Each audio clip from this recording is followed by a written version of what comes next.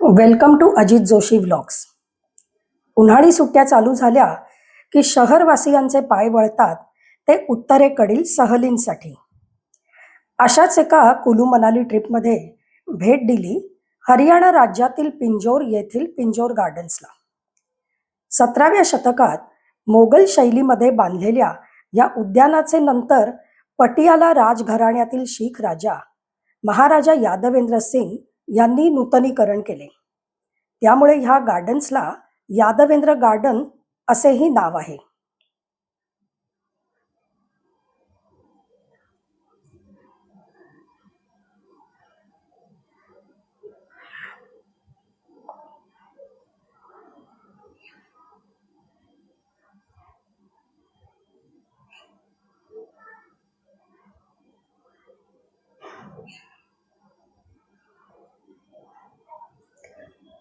मोगल स्थापत्य शैलीची वैशिष्ट्ये या गार्डनमध्येही बघायला मिळतात.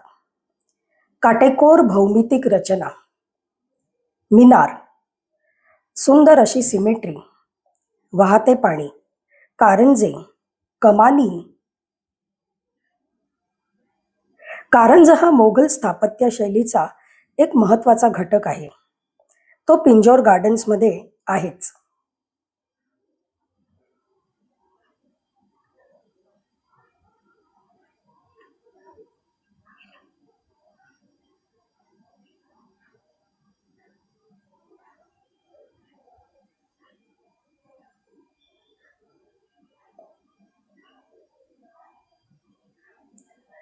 काड्यापेटीसारख्या घरात राहणाऱ्या शहरवासियांना एवढी विस्तीर्ण जागा म्हणजे डोळ्याला जणू ट्रीटच. आणि या विस्तीर्ण गार्डनमधून हे असं पाणी सगळीकडे खेळवलेलं आहे. पाण्याचा असा वापर आणि भरपूर झाडे, हिरवळ याने इथलं तापमान थंड ठेवायला मदत होत असावी.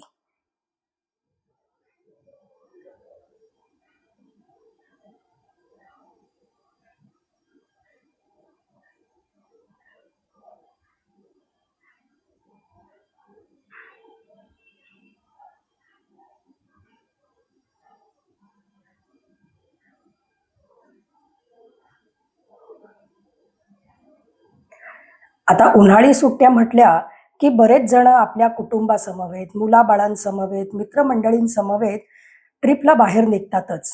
त्यामुळे अर्थातच गर्दीही आलीच.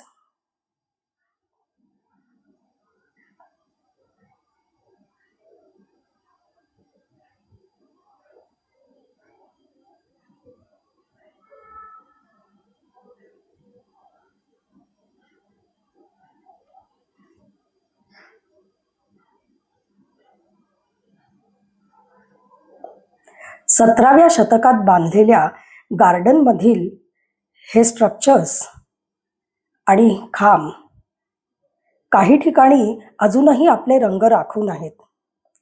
खांबावरील नक्षीकाम आणि डिझाईन हा पांढरा रंग दिलेला जो दगड आहे त्याच्यावर अगदी खुलून दिसतात.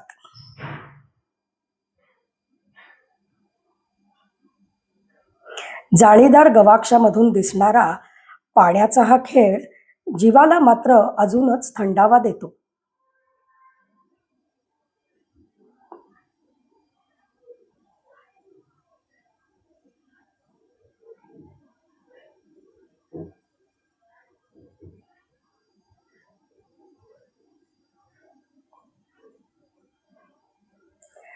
एखाद्या सुंदर अशा साडीच्या बॉर्डर सारखी दिसणारी ही छतावरची नाजूक कलाकुसर, ती रंगसंगती आणि बॅकग्राऊंडला लाल रंगाचा हा दगड, हे कॉम्बिनेशन इतकं उठून दिसतं आणि गतवैभवाची साक्षही देतं.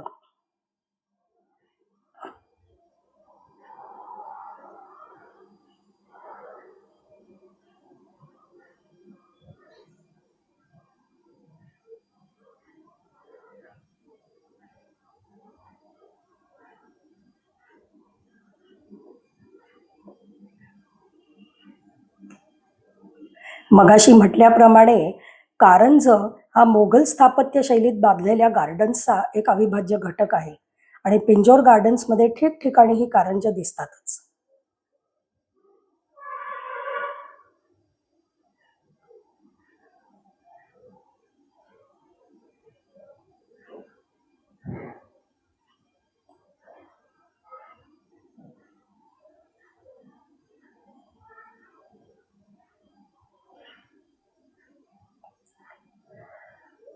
चला थोडंसं पुढे जाऊन बघूया.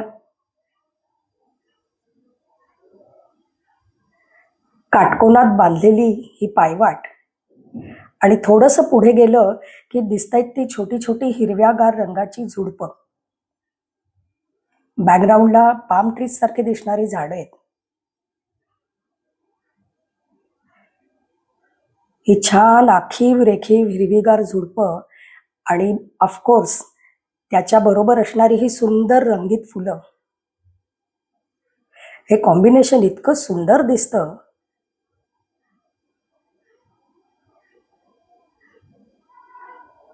पांढऱ्या दगडामध्ये जॉमेट्रिकल शेप्स किंवा वेलबुट्टी कोरून त्यात रंगीत दगड बसवून डिझाईन तयार करणं हे या शैलीचं एक खास वैशिष्ट्य. आपण सगळ्यांनी ताजमहाल तर नक्कीच पाहिला असेल. त्याच्यातही जे वेलबुट्टीचं डिझाईन आहे त्याची रचना साधारण अशीच आहे. निळ्या आकाशाच्या पार्श्वभूमीवर हे पाम ट्रीज, ही हिरवळ, नक्षीकाम असलेला संगमरवर एक छान अशा रंगसंगतीचं परिमाण आपल्याला देतात. ही गार्डन टेरेस्ड गार्डन ह्या पद्धतीने बांधलेली आहे. म्हणजेच पायऱ्या पायऱ्यांची त्याची रचना आहे आणि 7 स्तरांवर हे गार्डन बांधलेलं आहे.